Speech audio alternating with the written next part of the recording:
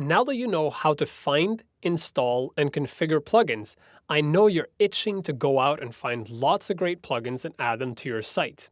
So I'm going to give you a word of caution here. Try to be careful about how many plugins you install in your site. Chances are you'll install multiple different plugins who do roughly the same thing, and they might be overriding each other and creating problems on your site.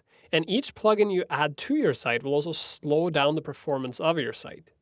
Generally, you don't want to have more than maybe 10 or 15 plugins max activated on your site at once. And you also don't want to have plugins on your site that are installed but not activated because they take up resources.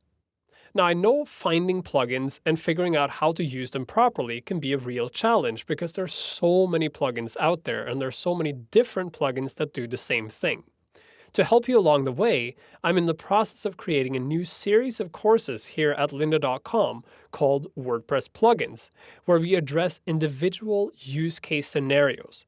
The first course in this series, WordPress Plugins SEO, is already out, and it shows you how you can use different SEO plugins to improve both search engine optimization and also how your content is shared on social networks.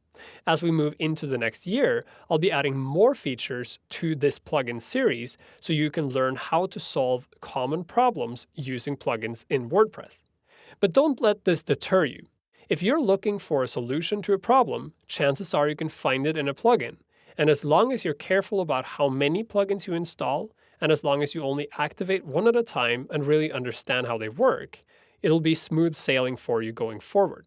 So go out and explore the environment, figure out what plugins you need, and install them and experiment with them.